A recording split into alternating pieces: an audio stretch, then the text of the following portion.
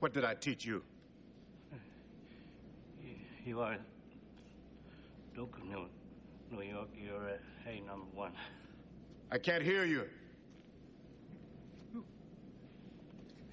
You are the Duke of New York. You're A number one.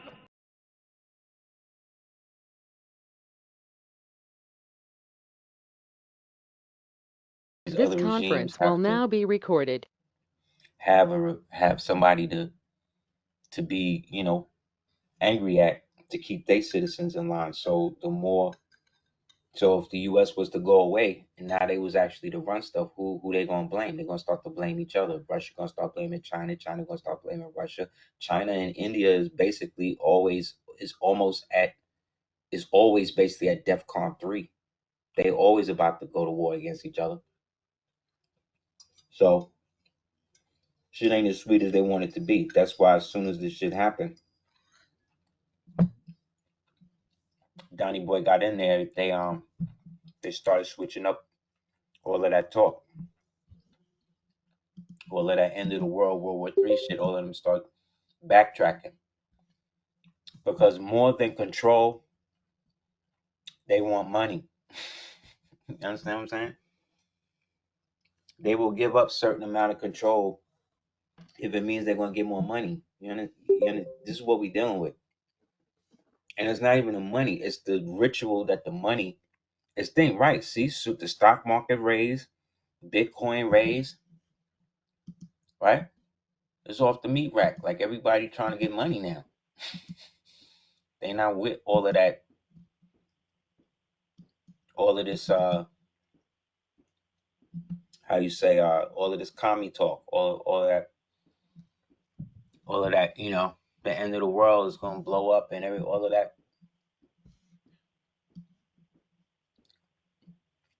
How they gonna control everything if they blow everything up? It doesn't make sense. You know what I'm saying?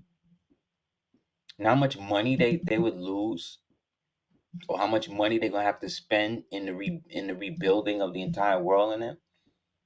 And remember, if they saying it's the end of the world, it can't be because they own spiritual structure says that they don't control the time. They don't know the day. You know what I'm saying? Like they tell you they self that. So how now they predicting when it is, and when they do predict when it's going to be the end, it's always based on what some earlier tribe before them is saying. But how can they truly interpret that in the primary position when the prophecy was not laid for them? You understand what I'm saying?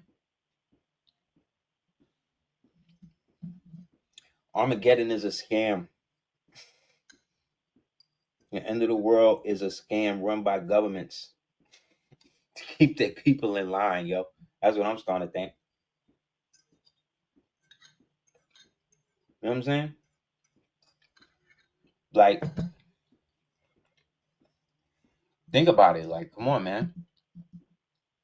Since we've been little kids, we've been watching the end of the destruction of the United States and Invasion USA, Escape from New York, Independence Day, Day After Tomorrow. They always showing us the destruction of the United States.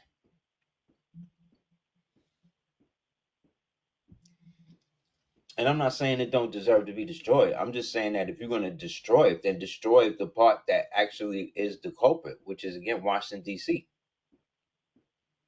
That shit ain't got nothing to do with us. We were never party to those contracts that they created. You know what I mean? That they co-opted for themselves. That's why they always talking democracy, because it's a scam. Because democracy is a version of communism. Communism came out of a think tank paid for by Balfour Rothschild, uh, Lenin, and what's his name? And Moses Levi Mordecai Levy, aka Karl Marx. Black men, reptilian black people who passed for white. You understand? And they created this as a means to help abrogate the upward mobility of what they refer to as what we and they refer to as the Western nations. These Western nations themselves, before they became nations, countries, and states, these things were populated or peopled by original people who had their own government, their own national government, their own way of life, their own political structure, right? Their own ideology, right? Their own right to suffrage, which means voting or electing, their own wars, their own genocides. You know what I'm saying? Like niggas act like it was always sweet, like the Cherokee, the so-called Cherokees, and these people was always uh uh you know uh benevolent to one another. Like some of these people, some of these same clans and tribes that these people claiming and all that, some of these people were genocided by people that look just like them. You understand what I'm saying? And all that's lost to history based upon the, again, the abrogation of social caste and ideology, and the mixture of Roman ideology, you know what I mean, which is really just another way of saying pagan, which is then taking it all the way back to the true roots of and origin of our conflict to begin with, which again always debates and revolves around what we did not do with one another. You know what I'm saying? Because of our distinct view on dominance, and a certain sect of our peoples who, although being melanated, were not a part of the same political, customary, or ideological structure based upon them being pagans, and into bringing back the old Typhonian, Ophonian, these gods that's still here today. And then we're constantly told how these things aren't real, but it seems like they dedicate whole buildings, whole monuments to these supposedly dead things that really serve no purpose in the traditional or real world, outside of keeping the memory alive, you know what I'm saying, of these so-called old world, I would call hereshef, which is where you get the word heresy from, or heretic stuff coming from, these people who have consistently teamed up with other nationalities and races, so-called, which again we understand is a social geopolitical construct that again is also anchored and connected to the barbarism of governments, right? Yet, like all things that were created, they are the essence of what we perceive as government, all that is based on something that is transcendent of human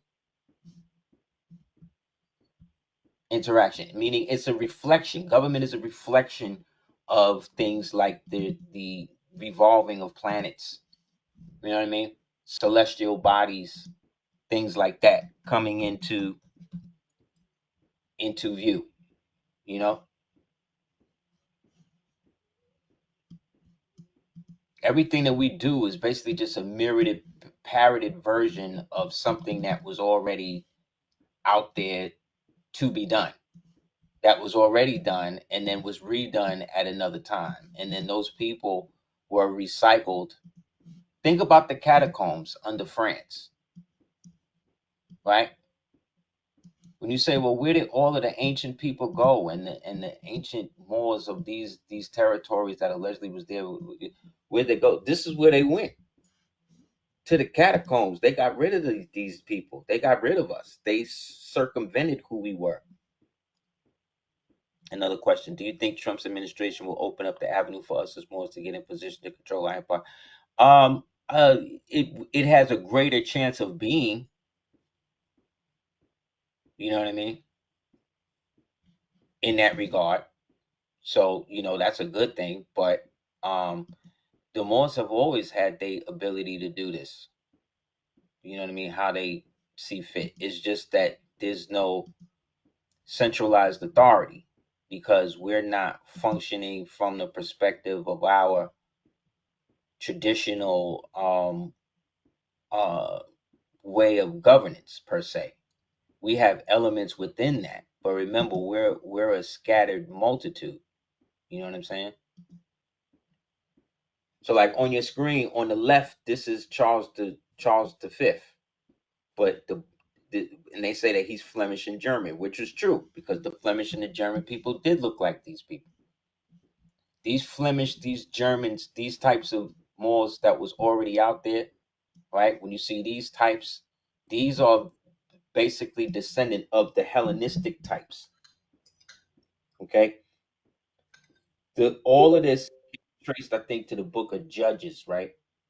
I believe Judges 17, where it talks about how the nation of Israel that's we dealing with today. Like you ask yourself, well, if the Hebrews, the Moors were so devout and we're so into God, all that, why was they always breaking down into sex and not sex, sex, like sex, like sects, like sections? Why were they always breaking up to little separate factions and then going back to idols? And then as soon as they build an idol, it seemed like they conquered by a whole nother people that have the same hatred for them as the last people that conquered them.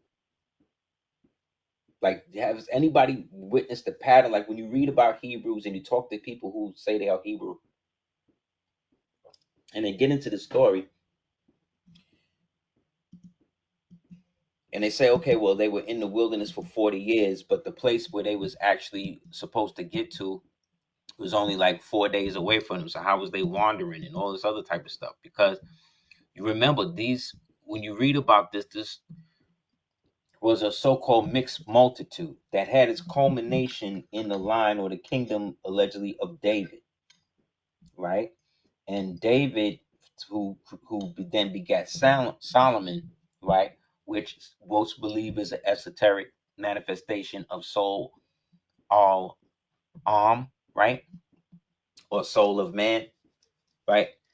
Or also referred to him as Hiram Abith, right? Um, Remember, he was married, even though he was chosen king of Israel by God, he was still married to like 600 chicks from different nations that dealt in all of the sadistic, wicked shit that we dealing with right now. That he allegedly was supposedly they were negated from copuling with. So why are they always doing that? Because within that time frame, if we talk about the Bible, not from a historical context, but as the allegorical context of where the so-called kingdom of Dan wound up, said they went up Lagash, and because the Danites were more of the navigational type people, they didn't have chariots and shit like that, so they was usually being dominated by these people. So they wind up after they left so-called Egypt. These Danites who were sea rovers, remember, these are ancient people dealing with the ancient ways that they see fit, but that don't mean that they primitive. Primitive don't mean stupid. Primitive just means they dealing with elements of nature that the modern time doesn't deal with. So the Danites were and remember, this also came after they had came into the land of Canaan, meaning all of the ancient so-called Canaanites, melanated people with post Nephilim DNA, stuff like that, who were also pagan, were now intermixing with this new kingdom of Israel that before it got shut down wound up you know, birthing somebody like Solomon that was able to then take control of different nations through political marriage by having babies with all these pagan women. Pagan women was all coming from these different nations. So this element of Dan, who they call the Danites, which again is a division of the Canaanites, right? Because now these are all Canaanites now. Canaanites before is so-called Israel, right? When they dwelled in Moab and they made the covenant against the giants and all that bullshit. Then there's post that when the walls come, Jericho come tumbling down. They get the good giants to help them lock out the other giants, and then eventually they establish the kingdom and take control of all the technology and stuff that was in there. Right now, after that, technically, because this is still called the land of Canaan, right? Even though they controlling it or occupying it, and were so-called given it by their God, who may or may not be Yahweh, right? Who really is a stone god from the mountain. He looked like Odin with two ram horns, but that's another story. Anyway, they are all now Canaanites. You see what I'm saying? Because they all are dwelling in Canaan and Moab now. You see what I'm saying? But the Moabites is striving to keep the covenant. They are more allied with the kingdom of Yuda through the Pahath Moab, who are the true ones who chose who would be the choosers of the kingdoms of Yuda or Utah or Judah, right? Or Utah. And because this was a southern kingdom, this southern kingdom, the south, right, then has jurisdiction against the north. So because the north is now, they all are intermixing with the Danites, because these Danites, right, are like the people that you're seeing on your screen. They're more like into refinery things and using the old technologies to bring forth the Typhonian gods again. But remember, they just went through a whole thing of saying that they wouldn't do that. But these Danites, they were their own people, and they decided that they was going to deal with whatever gods, whatever. So this is why you get images of Baal, the bull, or Dagon, right, on the sea mariners, Phoenician stuff, because these Danites eventually become Phoenicians. But within that, they decided they're going to take over the northern kingdom of Israel, and this is where they start through the trade route. They wind up annexing what today they call in the Silk Road over there, which was the caravan. So once they got there, they basically merged the old Isis religion, the old Elohim veneration, and then the sun worship of Ra, and they created this unification. And then all of the people from that point on that's dealing with this is referring to themselves as Israel. That's why when you read the Moabite stone, it talks about Shemosh, King Shemosh, the Moabite, going against Hezekiah, right? Because Hezekiah was one of the last ones allegedly that was trying to stop this version, this Danite version of Israel, from taking hold and then taking control of it, which would eventually lead to the separation, right? The dispensation of these Danites, who started giving this to their Khazar slaves, right? And then they start now taking elements of it, right? And then start becoming what they call Talmudic, right? Which is what? Babylonian, right? See what I'm saying? It's the same people, but it's the same. Babylon is just these Danites, these dirty Canaanites go into whatever kingdom and then try to unify it with money. And then if that don't work, they go through subversion, right? These are the ones, these are the niggas who was telling Delilah Lowe, cut his hair. You know what I mean? I commune with this demon and he told me to do this, get rid of his hair. Like, he'll help you do. This is the type of black people today. These today would be the type that deal with all types of like underworld, or what they call infernal type left-hand path magic to obtain power in the real world. Well, where do you think this is coming from? They not new. They not real creating this. Like before it was called Palo, it was called something else. You see what I'm saying? Back in the days of Salamanca and these other places, that's why Moors were always the ones who were seen to have control over the jinn and all that, because that's how we was able to take control of these ancient regions and put these things under under jurisdiction. Okay? So think of these. So this tribe of Israel, which again is genetically now modified, right? Because they're doing genetic modifications on themselves. They're doing human sacrifices. They having sex with each other's wives and all of that. So eventually they wind up going into the house. They go into Micah's dominion. And then that's where you get the prophet Micah of the Monotheists that went and was preaching against all of this. He was telling them all, you can't be doing all of this and linking up with this type of thing because this ain't the real house. These niggas is coming from the tribe of Dan and they're coming from the house of Yaqub. And we all know who Yaqub was, right? Because he's the one that created the 12 tribe crap, right?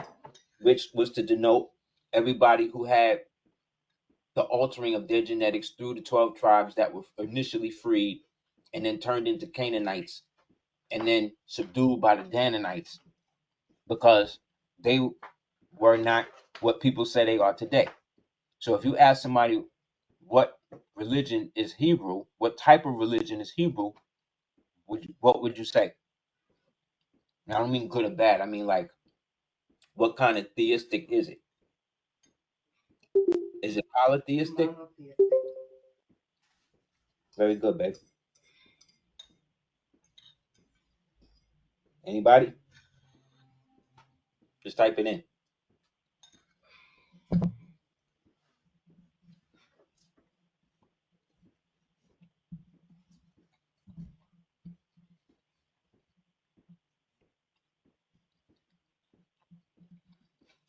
What type?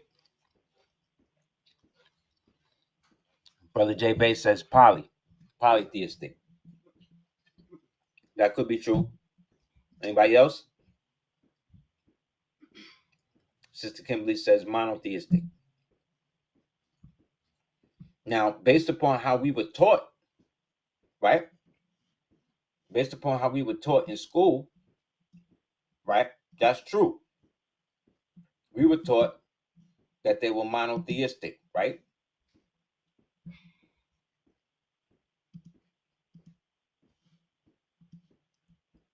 Because mono mean one. And they believed that their God was the God, right?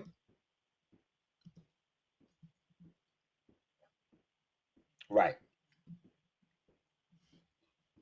Well, the only issue with that is that the people that are telling us this are the same people who are descended from the people who set up the whole process for us to analyze in that fashion. So that way we won't see the obvious aspect of it, which is the fact that they're not monotheistic. They're not. Because Moses is seen as God to certain sects of Judaism. That's why he got his own books. The first 6 books of the Bible was allegedly written by him. I don't mean in the modern revised version. I mean like in the ancient so-called text on whatever clay tablets or whatever they say that they found and stuff. Anyway, Moses himself came from a polytheistic family for a majority of his life. So for the majority of his life, he followed the old Typhonian ways, right? But at the time that he was born, they're moving now into the Ophinian, or what they call the Obsidian phase of time, where now they're trying to condense this. So the people we refer to as Hebrews and these people, or Jews, right? They are not who they say they are, because if they were, they wouldn't be listed as that in the same Bible they're talking about. So in essence, they are actually what is referred to as Henotheists or Henotheists. Because remember, these people came out of the old Hereshef, right? Is that HE again? The whole Hereshef, the whole heresy, heretic, Hera, Hecate, right? Uh, uh, Hercules, Herclesius, all of that type of Roman crap. Which, when you say Roman, you're basically saying old pagan. right?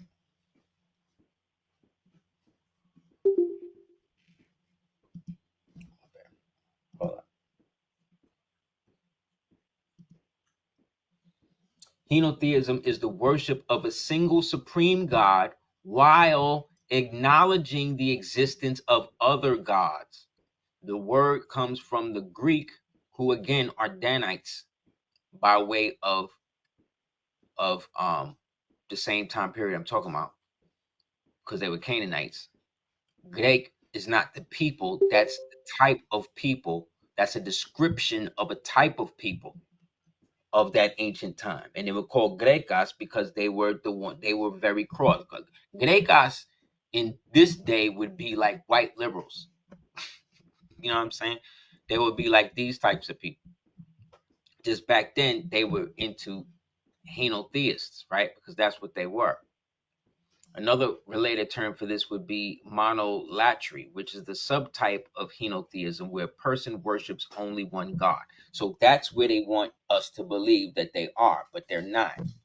They want you to believe that they are, that they're not, because when they talk about their 12 tribes, they're talking about the essence, the genetic essence, right? Or the crystallization of this essence among the DNA of those who were a part of this amalgamation to keep this old decrepit uh these old decrepit stellar cults, these useless god, what do you say, formless god entities, to keep them here. You understand? Like, think about it. Like, why are people still worshiping like Hercules? Why are there still Zoroastrians? Why are there still Mithrites? Like, what? Like, you know what I'm saying? Not saying that you can't practice that and believe in that. I'm just saying, why? If we're so advanced, if we're so in the future, we're about to get microchips in the brain, we're about to get all this other crap. Why are these niggas talking about these so-called formless deities that didn't even allegedly exist? Why are we naming cars after them? Why are you naming buildings after them? Why are you building giant statues to these niggas? What is up with that? It's just idol worship. That's the only reason why I'm doing this. Think about all the time wasted on building these giant things. Do you understand the biggest so-called Grecian Acropolis is in Kentucky? It ain't even in Greece. It's over here. So this is what I'm saying. Like, some of the biggest temples devoted to these ancient deities is over here. They're here. And they're not even allegedly from here. They're allegedly from other parts of the world. So what are you bringing them here for? Joshua said, energy incarnated through the blood. Can it really be helped? As above, so below. If that energy is astral, someone here has to express it. Exactly. And thus, we talk about the priest class. That's what these people are. These are the niggas that get high. See him with the mushroom on his head? See how the old Levite priests would dress like mushrooms? They put the mushroom on their head because that's what the incense and all that shit is. It's all fermented with different aspects of mushrooms. And so, as high priests of these shrooms, they would basically go up, and as they would go up, they would project what they were seeing on what they call the Holy of Holies. That's in the midst of the tabernacle at the very back. It's a giant like curtain, and then behind that, they would go up on the mushrooms, and then they would draw back the curtain, and then that's would be the stargate for them to be able to go through and see whatever they're seeing, and then bring that back, and they would channel that through the crystals, so they would get greater control over each tribe and intone everybody in each tribe based upon what crystal was assigned to each tribe.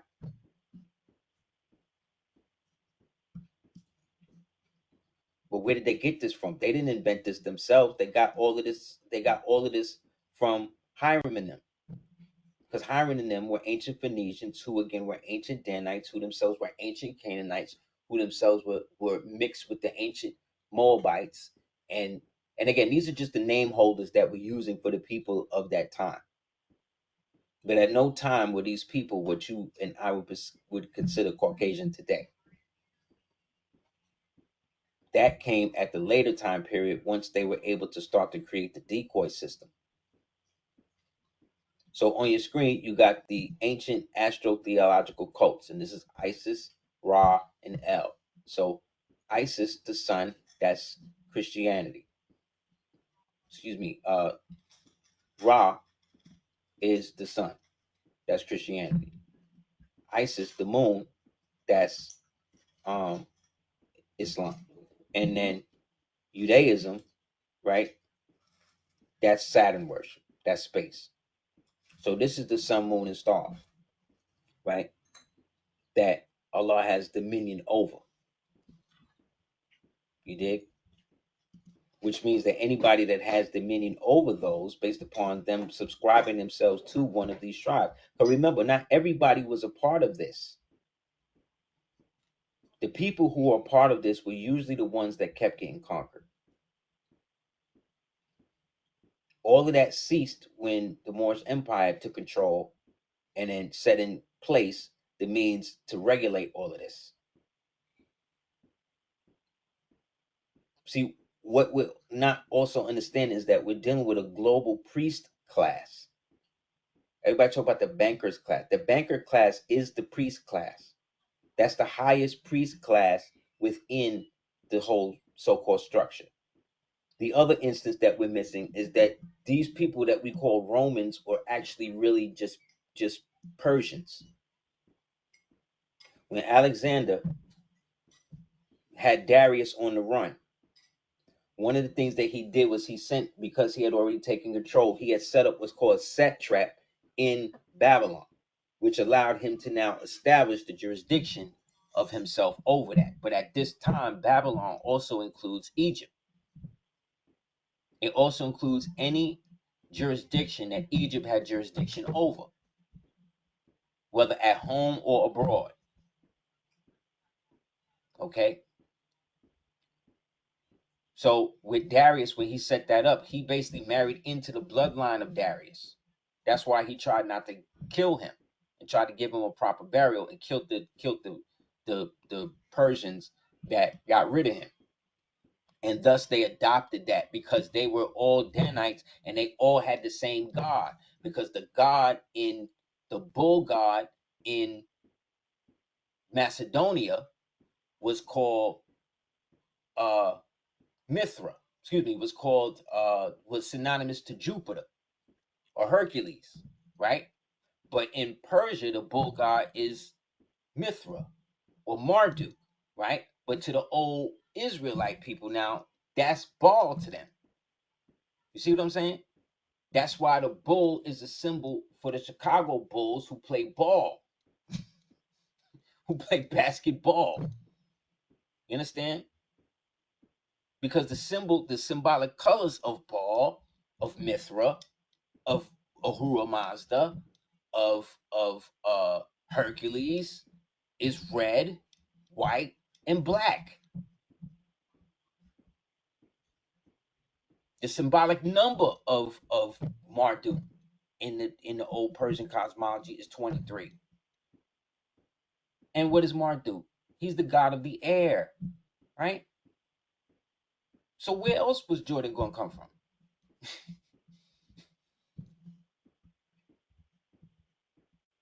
You see what I'm saying? So each one of these, and thou shalt set in the settings of stones, even 4 rows of stones. The first row shall be sardius. Yes. Or topaz, or carbuncle. This shall first be the first row, and the next row shall emerald, and sapphire, and diamond, and amethyst. The fourth row, a beryl, and onyx. This is where crusted out jewelry and all this stuff started. Because they were able to take all of the jewelry, because they was making all of it, and they was transporting all of it and putting their energy on it. And because they always had, they wanted to seize the inheritance instead of allowing the inheritance to be given to them naturally, like the rest of the so-called Israelites. And they rebelled against their own brethren and then worked with other nations to break their brethren, right? And if they couldn't break them outside. They would go from within, corrupt it from within, and then once they would do that, they would then basically absorb and become what the people are. That's why nobody that's where they are is where they really from. I'm from Brooklyn. I'm in Florida. So imagine what it goes now to us as original people. The people that's in Egypt now is not the original people that was there. Even 50, 40 years ago.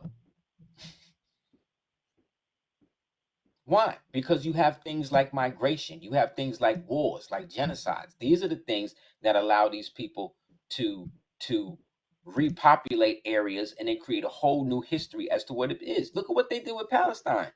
They have the word Palestine on money back in the days. It was on maps back up until like 50 years ago.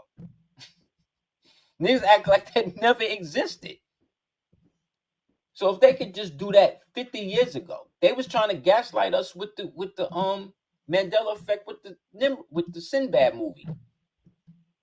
Until that nigga, we pressed it so hard they had to come back and was like, nah, you right. We was just playing. That's not real. Because they're trying to remake the history. They're trying to test how they can get away with remaking it, and they can't do it. Because we remember. So each one of these cults has their own subcults, and within those subcults, they all have Freemason orders that all subscribe to each one of them. And then you have orders above those orders that know all of them are crap. None of that is real. And this is where the split between us as Moorish peoples began to come into play amongst each other, because not all of us was with this. You understand? Not all Moors was with this. We was all had our own dominions for a reason. Because yes, we were all bonded and hooked up tribally and all of that, but we wasn't all necessarily of the same ilk.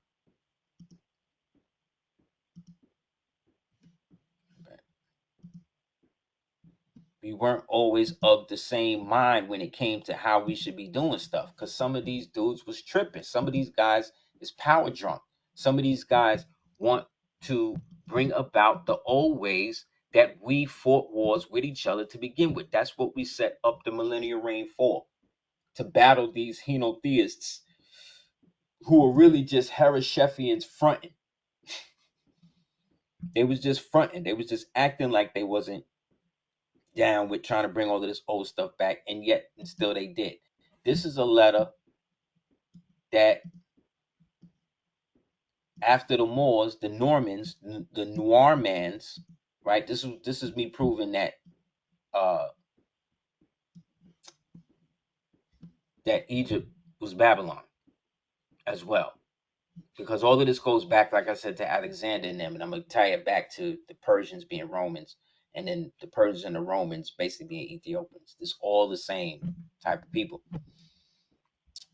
This was a letter. Okay, so these Moors on your screen, these are more of like the Berber type Moors. These are like the Moors. When they talking about, the Moors came up in Spain, and they initially came looking like this. They are more of the era.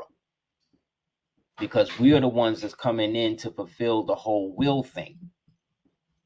Right? So we are coming in the visage and the archetype of he whom which you slew, whether on a cross or by hanging, depending on what Bible verse you read.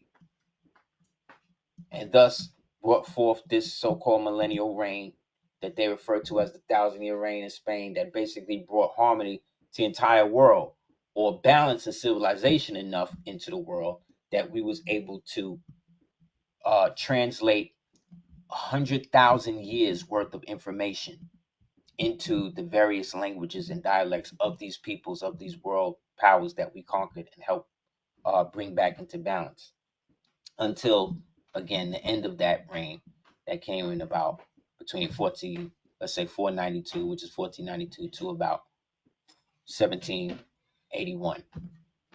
Excuse me, so about 1791. And then from that point on, we've basically been in amity.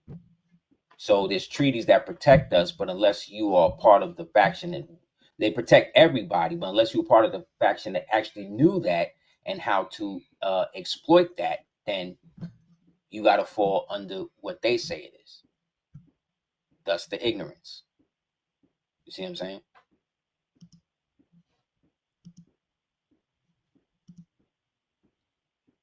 So with these types of, or those types of Moors per se, this is how it kind of got to where it is now. You see what I'm saying? Because they were the ones who were heavy into the retribution of the sons of the Danites, who were the Khazarians and the so-called Circassians, who wound up becoming Mamelukes and Janissaries and Muslim sons and all this other crap that they calling themselves ancient with today to get away with it, to be the secret protectors of Islam. Because, like I said, this nobility that have been infiltrated by these dirty Moors, i.e., dirty Canaanites, i.e., Danars or Danes, who ordained themselves to be able to always take what they own brothers got. They infused themselves into these families and then started to literally recede to the back and then put the Khazarian type, decoy type people to represent them, and then eventually started to pretend like that they actually were the help in some instances, in order to leave and go to other places where they look like the people there, and then they were able to marry into the royalty and all of that. That's how the new imperialism movement started in Africa, without the Africans realizing that the white people that you see brutalizing and stuff, they as slaves, a lot of them niggas is actually the ones that's controlling them.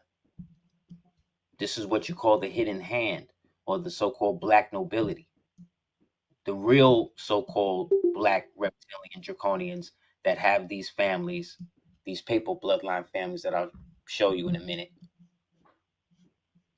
And so, like I said, orders were created.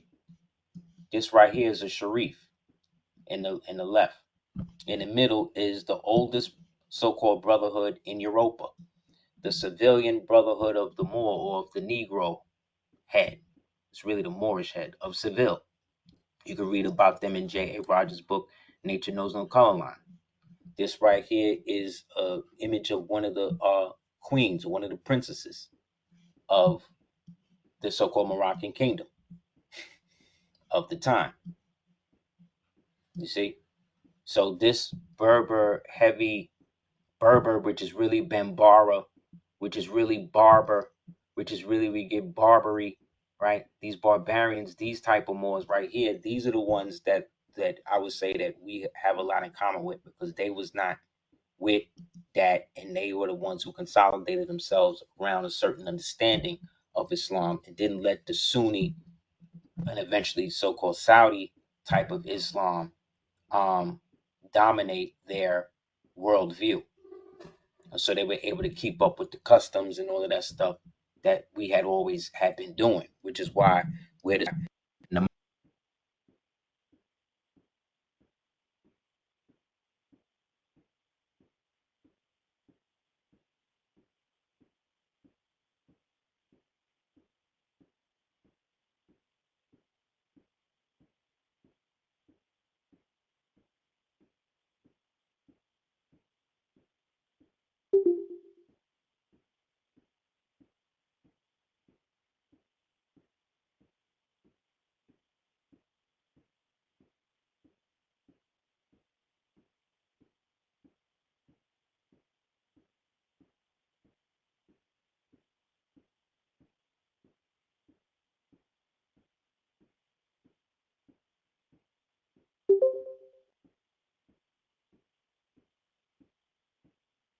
You hear me?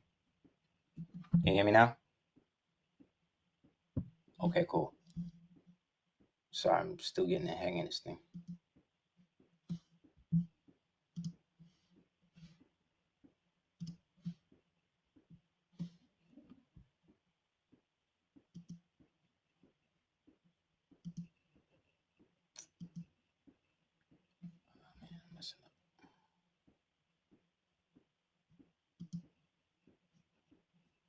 Hold up. Now I'm gonna bring you these people, these Moors. So then you got these Moors, right?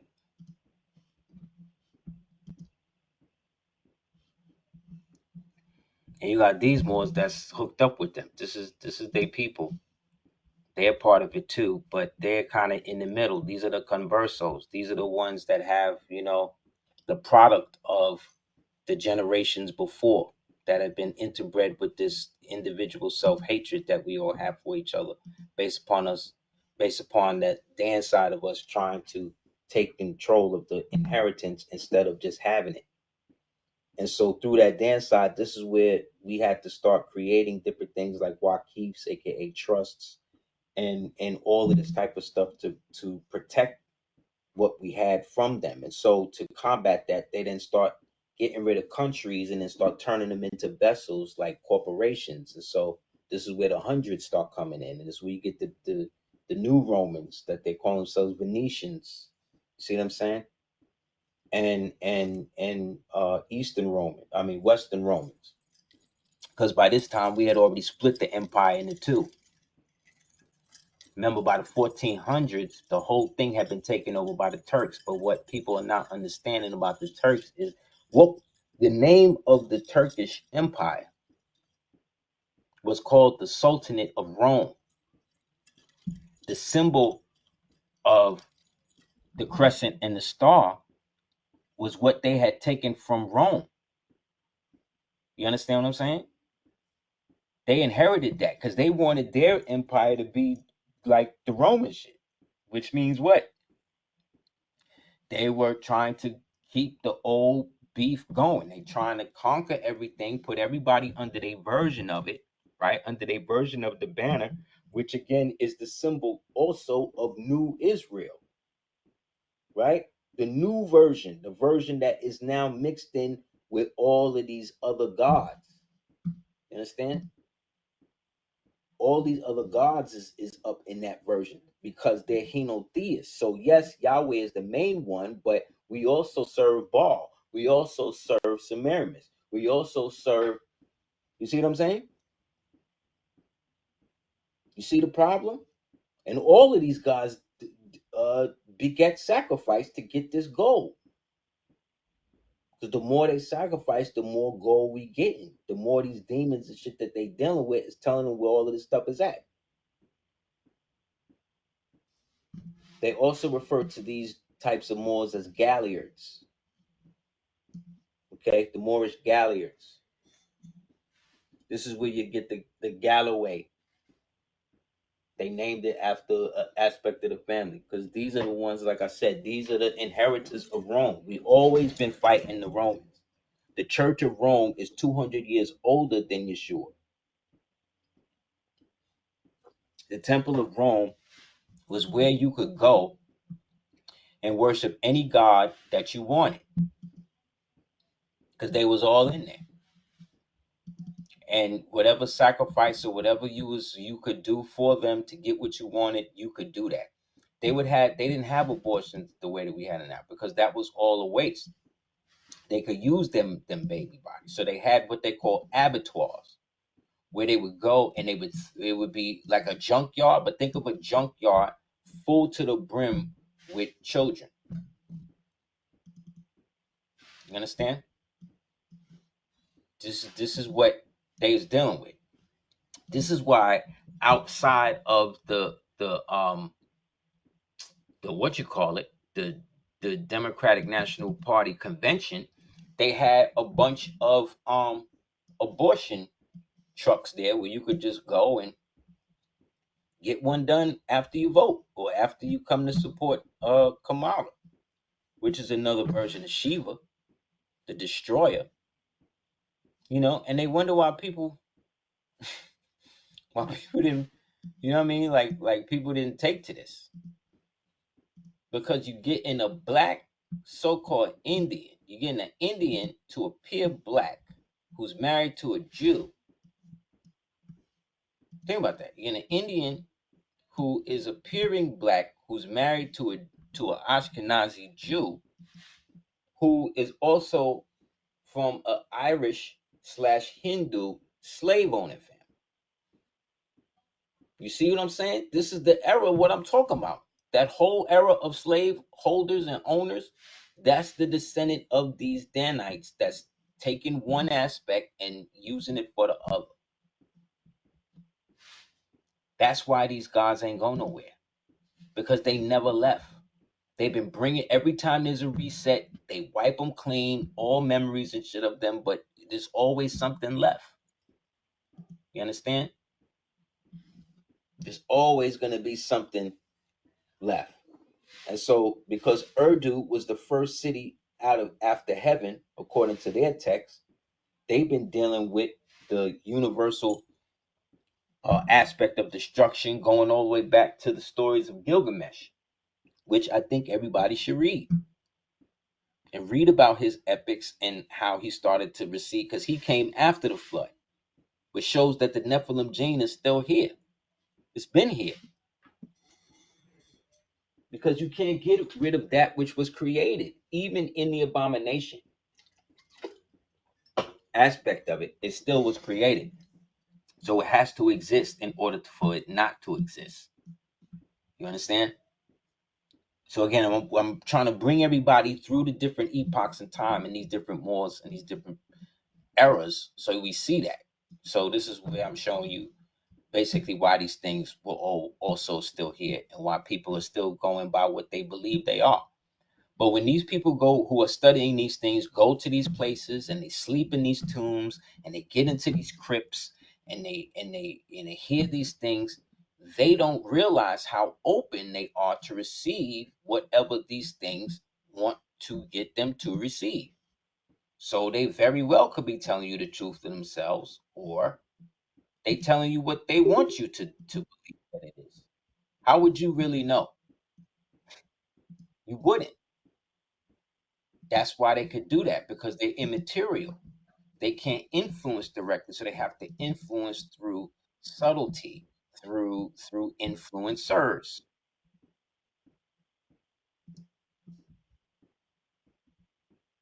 You know how they told you this story?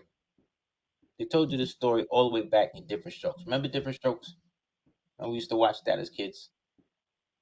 What did Arnold always used to say?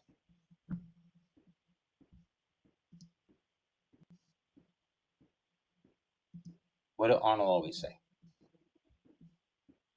What you talking about, Willis? Whenever Willis was giving him some real knowledge about something, and his jovial nature didn't want to accept it, but he knew he had to listen. So he would always say, "What you talking about, Willis?" Right? Now Arnold had a fish, right? That fish was called who? What was the fish's name? Abraham. That's right. Abraham lived in a fish bowl, right? Right. Okay. So the science is Abraham was a Corycius auratus, also known as a blackmore fish. Okay. And look, the temperament of the fish is what? Peaceful, right? Characteristics of the fish, community, right? He lives between 64 and 75 degrees. So it's tropical, right? And it ends in exactly 10 inches. So it's cipher within itself, right? And you see right here, they're selling it for $6.99, right? Which is 666, which is also the beast. Now, this on your right side, this is called the circle of Willis, also known as the eye of Willis. This is the ankh that exists inside the body that allows your system, right? All of your so-called arteries to coalesce, which allow them to permeate the rest of the blood flow and everything else in a totally perfect fashion.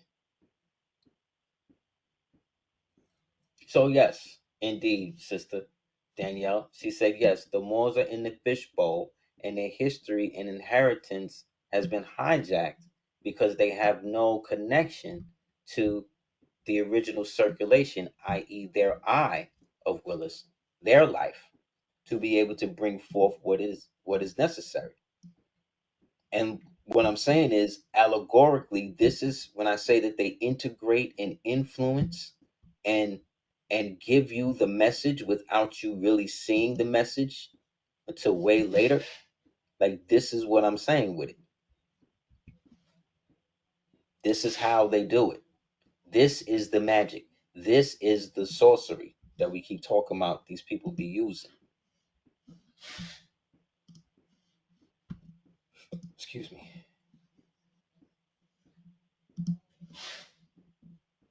You know what I mean?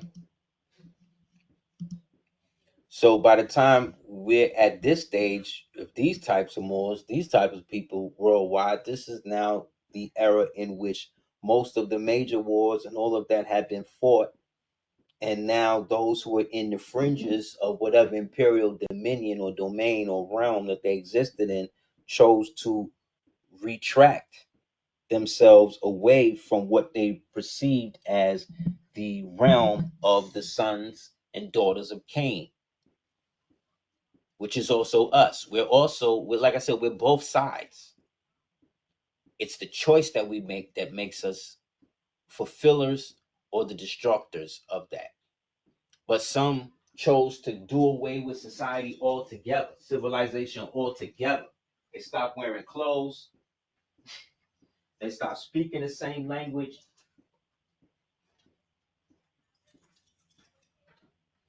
They stopped speaking the same language. They stopped being around the thing. They let the temples fall into ruin. You know what I'm saying? They let vegetation.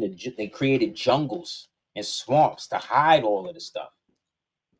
When you read about Göbekli Tepe, it says that whole place, they digging it out. It's going to take them another 20 years to dig out that whole place. And they said that it was perfectly built, and then almost like as soon as it was built, they chose to bury it. That's these people. These people, like we're seeing here, we're looking at them from the regular perspective. But these people right here were giants. These Moors right here,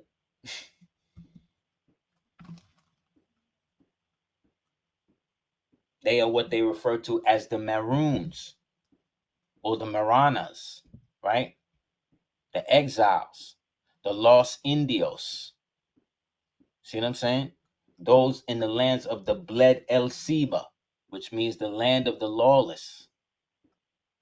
But it wasn't that they didn't have laws. It's just that they had referred totally to an agrarian type, hunter-gatherer type situation, almost as if they were waiting for the new time to begin. And it was during this time, see what I'm saying, that the ones I showed you previously started their expansion and started their means to be able to conquer, you see, and redefine what these areas were by using the technology that they had gathered, right? By assimilating the new decoy system, right? In which now they could use the so-called mercenaries or the so-called ex-slaves to be mercenaries for them. The same, but this is all old Roman. It's the same Roman practices. Only thing, this Rome is called the Holy Roman Empire, but the Holy Roman Empire was against the new Roman Empire, centered at the Vatican. The original Vatican for the Holy Roman Empire was in Freising or Freising, Bavaria, under Corvinus I, the Moor's head that you see on the papal coat of arms, who rode the bear after his horse was hurt. They brought the bear into existence, or he had to fight the bear that killed him, that killed the horse. And then when they thought all hope was lost, he came back to the town with the medicine bag, riding the damn bear.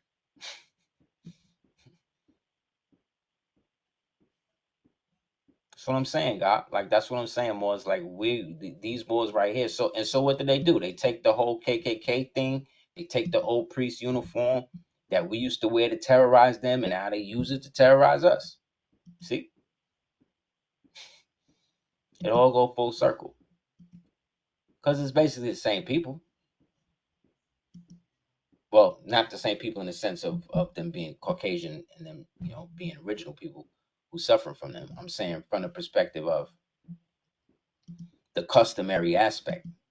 Because whether black or white, if y'all both worshiping the devil, no matter what color you are enemy. You know what I'm saying? I'm going to wind up being your enemy because I don't do that. You understand? So we're going to have a problem. So it's going to be a problem eventually. But what does the devil do? What do they go by time? They try to influence you, try to find something wrong with you, try to get dirt on you, try to blackmail you, try to diddy you, right? This is how they get you. Where do you think they learned this from? This is the same script they've been doing from the beginning, from when we always been kicking on. And once that core group that they call the so-called Israelite comes into existence, and then they create their fake version of that, they're then able to dispossess us from understanding that we are, as much as we are together, we also are different. We also have our own vine and fig tree. Just because I am of African descent does not mean I am African nativity. See, there is a difference. And if you want me to be of Africa, on one hand, you want me to claim the continent of Africa as being my true origin, even though I've never set foot there, right? You're saying that then genetically I'm from there. You're saying that ultimately sometime in history I'm from there. But if you're saying that to all of us, then can't you say that to the Scandinavian flaxen white man too? So we both go there, he gonna have the same rights I'm gonna have? No, y'all gonna treat him better. Because genetically he's closer to you probably than me. Even though we all have the same, let's say, archetypical chemicals that keep things going. However, there's things within us that obviously are different than other people have, right? If that's the case, then why would people like somebody like Henrietta Lacks exist? And that's just one individual. You know how many people they have cloned with Henrietta Lacks DNA? You know how many people's DNA got her in them now? They don't even know. Not all of us was with the shits, as they say. Not all of us was with the slavery and all of that. There were more of us that was against that within different realms than was actually with it. So by the time the stronghold fell, we had already fractured enough, and these niggas had already vrilled themselves up enough by creating a whole generation of those Galliard Moors I showed you, right? Who then chose to side with their mothers, who were slaves, right? And then chose to take the inheritance and marry their mother's type of people and give them the power.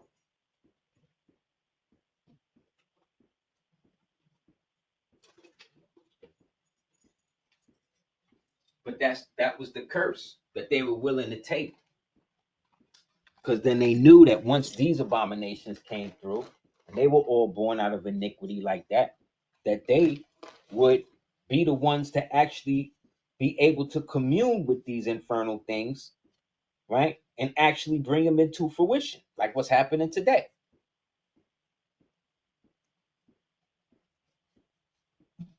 And still, we're here.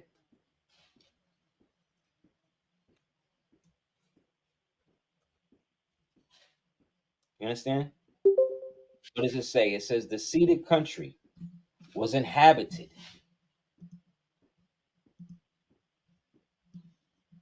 The seated country was inhabited by numerous tribes of nations of Indians. Remember, I told you what the Indian was, the lost Indios, those beyond the sea, or those without God, meaning without the pagan gods, right? Who were independent both of us and of the Americans. that they were the real proprietors of the land and that we had no right to transfer to others what did not belong to ourselves.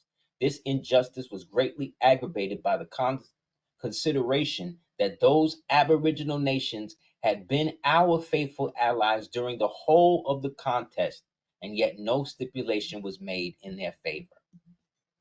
Who you think they talking about?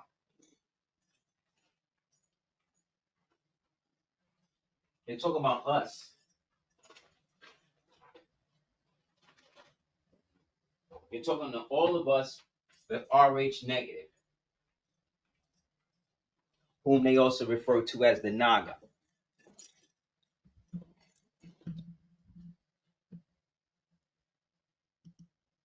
Those of the serpent.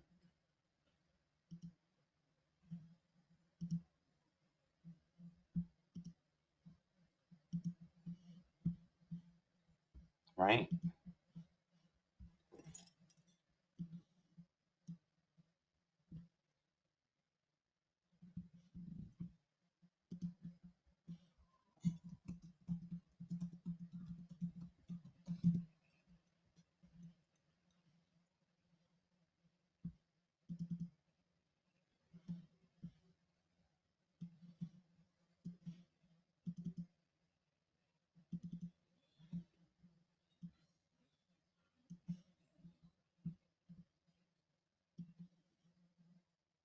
Okay, 1 second.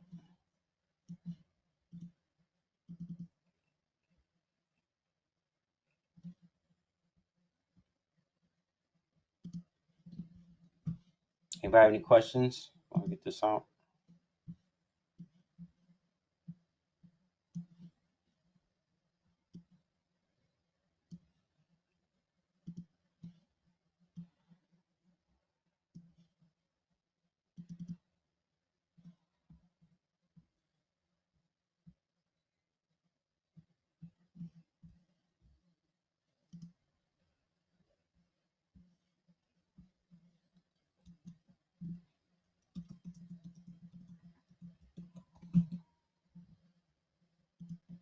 Yeah, so the black nobility, that's literally black people. The face of the black nobility, like I said, that's just the people that's acting the way that they act today. The white people that we see, they're just the stunt doubles for the real so-called black folk that are of that reptilian line, that are all about maintaining their power to help them actualize more of their infernal brethren that they've been serving since the last flood. You understand? Whether we believe it or not, this is what they believe. This is how they able to maintain their society. And they know that we are different, even amongst ourselves. We are divided. Therefore, that gives them the advantage of maintaining stuff.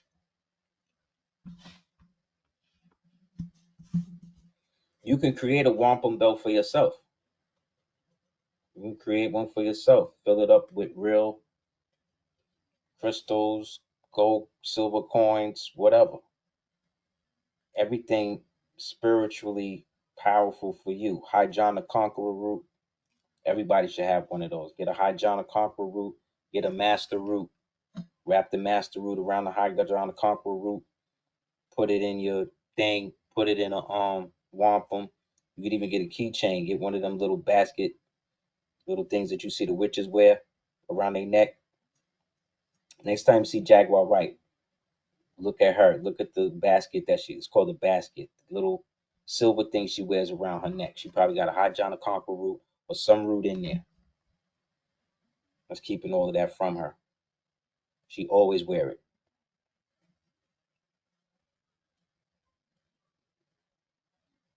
So the bloodlines, when they say, "Oh, it's the Rothschilds and the Rockefeller," that's small time. That's small.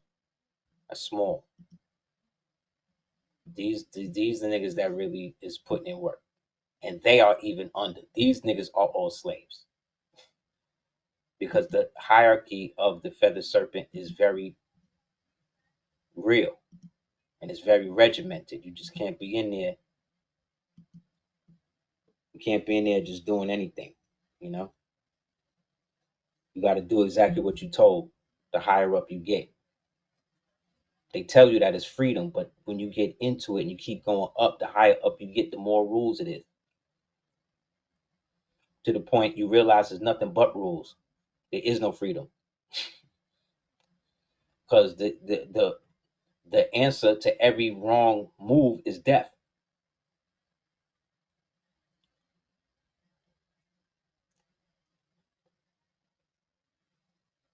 The house Aldobrandini, right?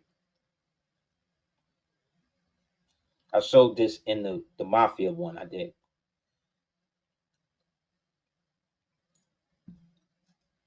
But since we're talking the historical, allegorical aspect of the time slippage, figure we show it again.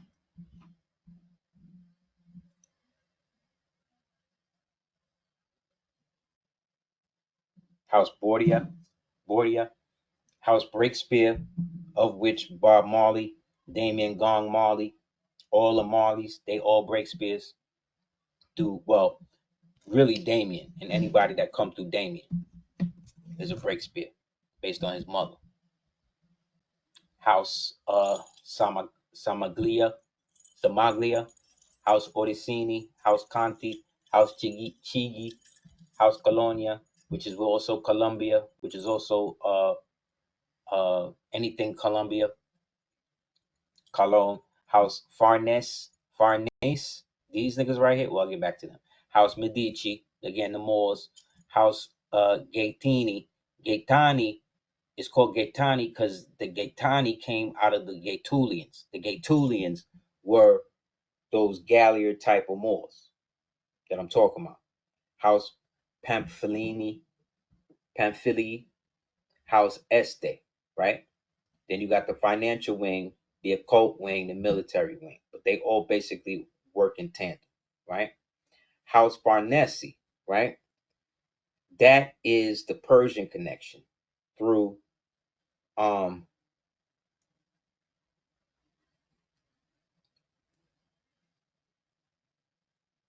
popes. They are the ones that hooked up with the Ethiopians and helped establish the Church of Rome through the mass rape of the Sabaean women. And then they founded Rome from that. A heavy pagan families. And the Pope, I think Bergoglio is connected to the Farnese. Oh, I think there's actually a Pope named Farnese. He was the one who, again, was solidified in that. So all of these guys are the real ones. And then above them, you got these three. And then above these three, you got another council.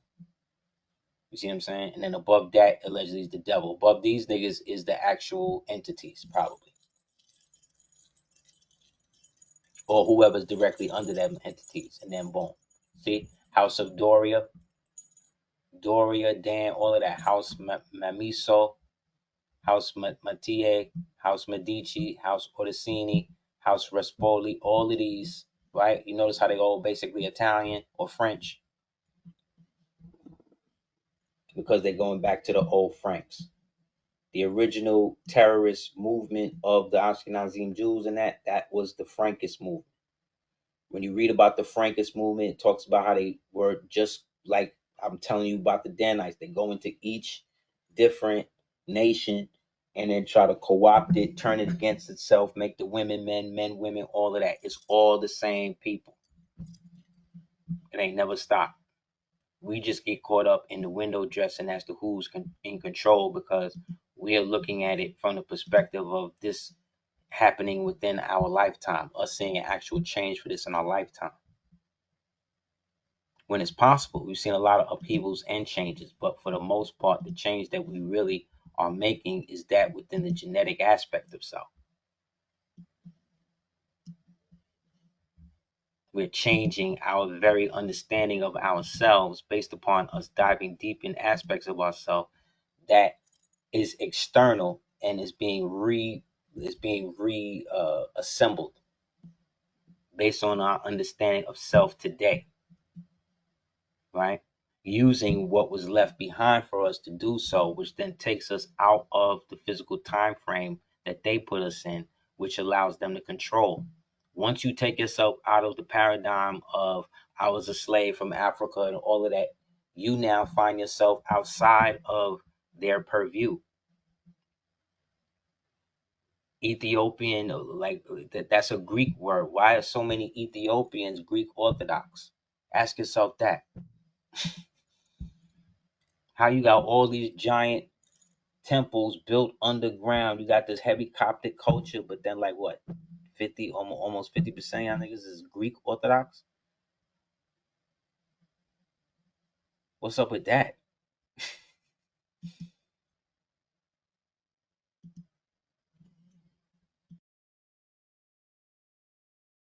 Wrong. Sorry.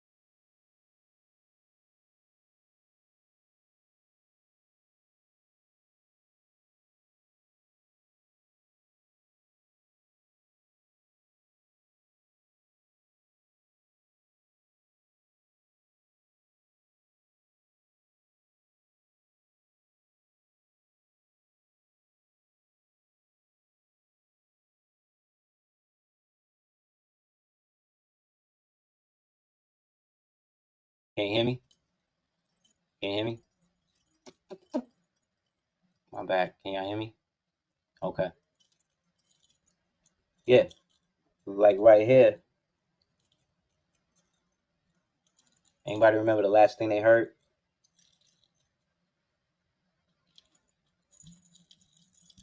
Y'all heard all the stuff I said about Persia, right?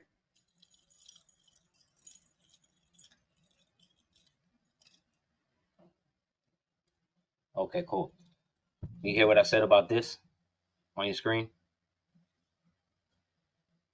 Okay, on your screen, just basically remember when we was watching back in the days, we was watching Flintstones. We thinking that this is taking place in the past, when really the Flintstones is taking place in the future, right? But that future was our past.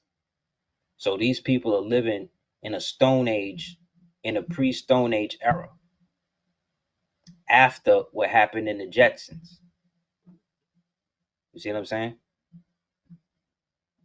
And that's why they following all of these ancient ways of being, using all of this fake technology. But when you look at the honeymooners back then, I used to watch the honeymooners, and Al Cramden, he was also part of a lodge. They would show that they had beaver skin. Then when I would watch Honey Happy Days, Richie Cunningham father every Thursday would go to the lodge meeting. Remember? Then I remember watching 227. They had the episode where what's her name had to dress up as a as Moors to get information on what was happening or what they thought they was doing at the temple. They thought they was cheating on them, so they would dress up like Moors, right? What was they trying to tell us? Like, what was they showing us?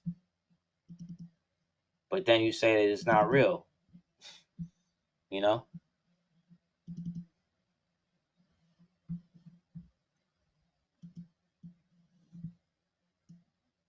Y'all remember this, right? Let me see.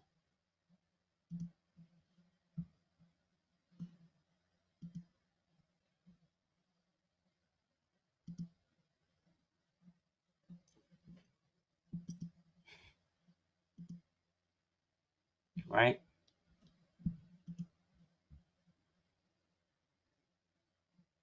Yeah, because they show us everything in reverse. They already lost. So they're trying to cycle us back through what they perceive or want us to perceive time as being. But the time in which we ruled was not that long ago. And that time still exists. You understand? And can never be undone. You can never have a modern day without the Moors. Like, you understand? Directly. Which is why we get such backlash and such hate for no reason other than claiming what we say we are. And if we are not that, then why get mad when we do? Because we come from a people like this. That spirit within us is still exorbitant. You understand? It exists constantly under the surface. That's why men talk to themselves, talk to each other, or have to talk to each other with certain respect, because there's always a level of violence, a subtle level of violence that can pop off at anything, especially if one feels disrespected. Which is why we created chivalry, which is why we created heraldry. So you knew who was who when they came on the field, and niggas wasn't just snaking you and putting you in the trick bag, you understand? And trying to force you into that. So they literally had to get us to denounce who and what we were ourselves, you see, by aligning with that portion of the family that chose to stay pagan. So the same way you'll say today, yeah, I got a gay uncle. You wouldn't say that back in the days. You're like, yeah, my uncle Roman. You know what I'm saying? Like, that's the equivalent. That's what you would be dealing with.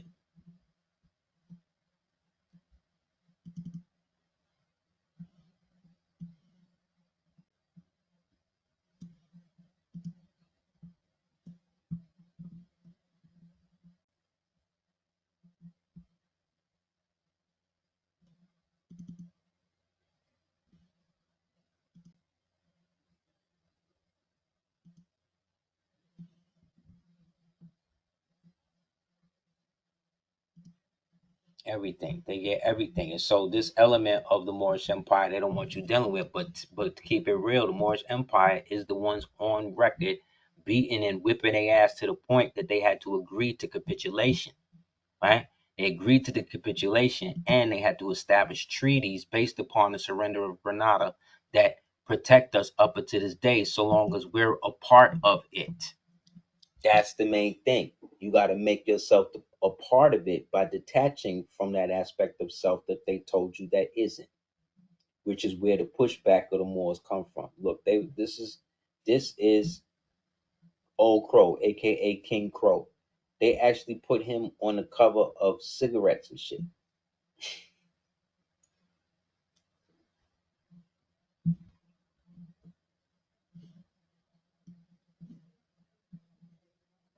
You understand? But look at the sash, look at the sashes that she's wearing, and then look at the sash here that she's wearing. Same type of color combination.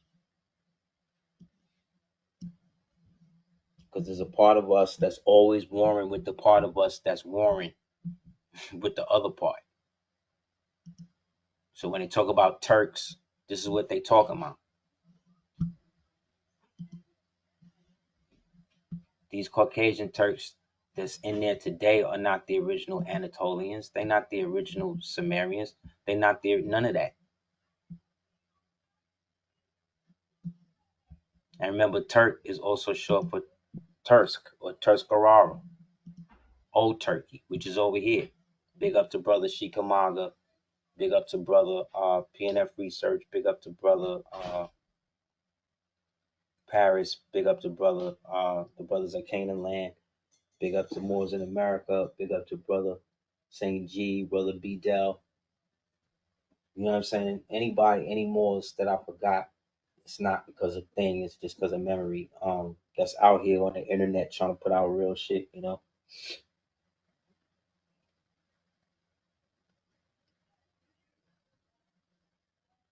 Exactly. She couldn't tell you.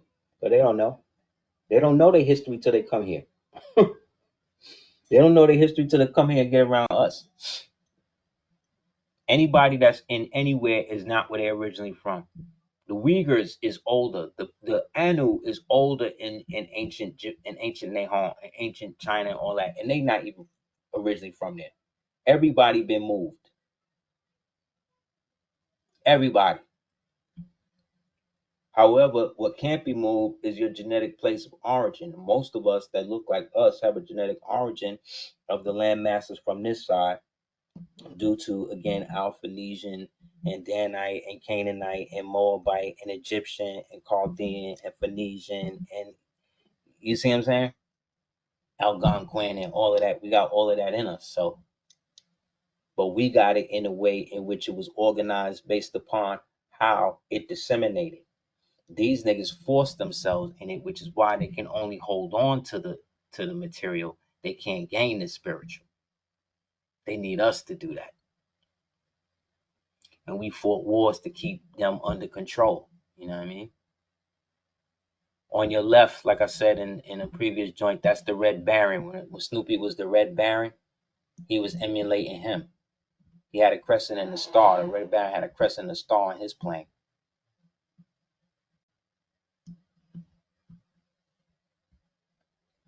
You know what I'm saying?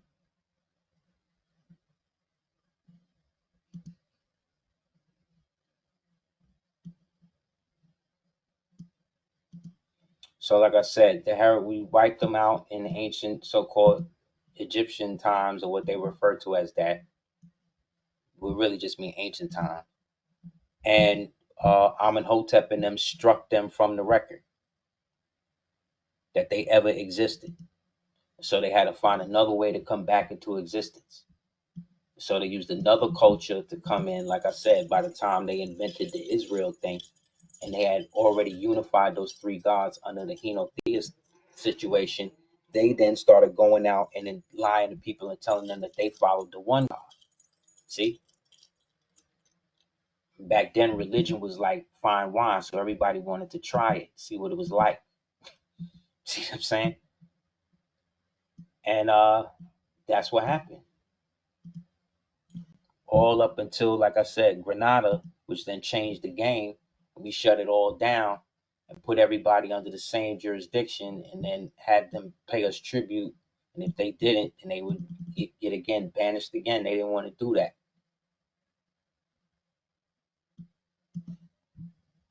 But if you look at all of the empires, and you look at how somebody like Yeshua was dressed or raised, you would see that the Moorish Empire was the ones that were the most akin to that. There's an old saying that when the Sultan came to take control of Byzantine, the patriarch stood at the foot of the gates while all of the people trembled as they saw this camel and this rider with this walker ride up. And when he got there, he looked and asked the rider, "So, well, what's up? Where's the caliph and all of that?" He's speaking to the nigga on the camel.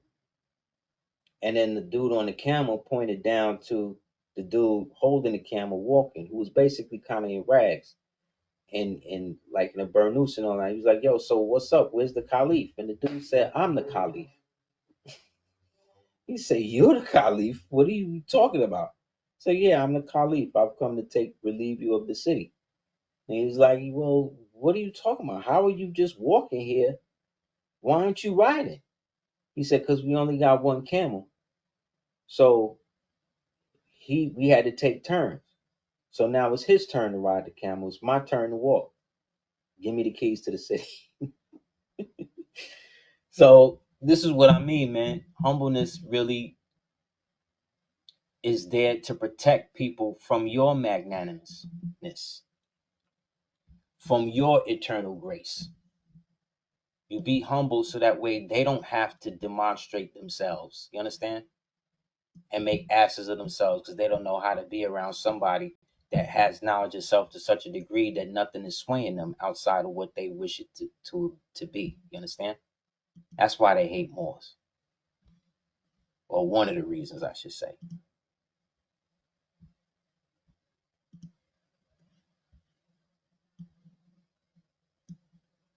because the Moors know how to talk to the white man, because they were the ones who literally put the white man in position, due to them falling from their noble nature and them needing somebody to hold the thing down until they figured out how to get it back.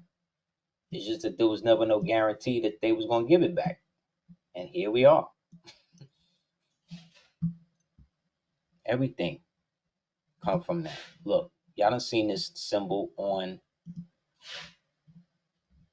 horses in America, right?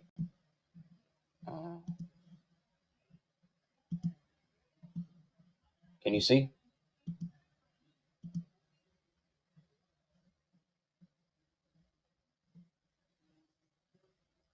No, you can't see it, right? Let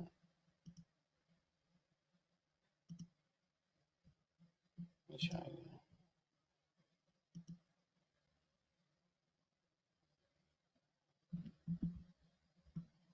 Yeah, I selected it.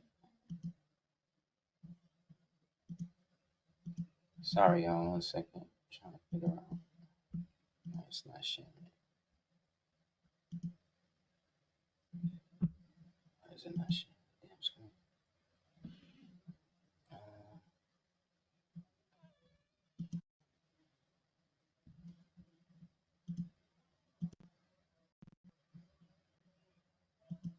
Don't make no sense. Okay. Let me figure it out. Yeah. How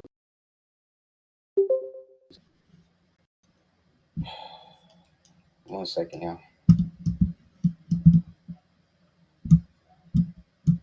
Oh,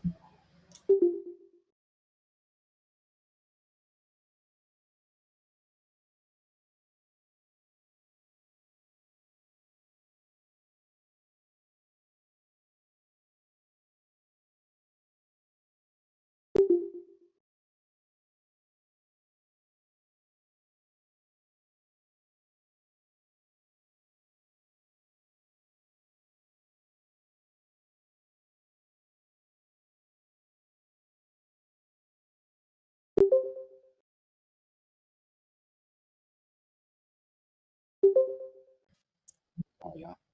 Just went out. I don't know.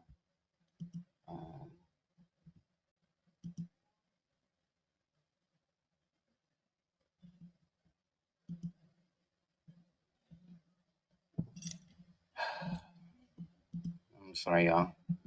The thing is bugging out. I don't know what happened. Can y'all hear me? Can you hear me? Okay, you just can't see the screen, right? Okay.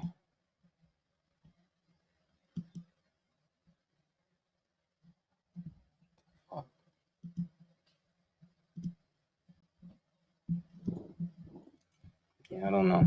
Sorry about that. But it's basically 11 anyway. Anybody have any questions?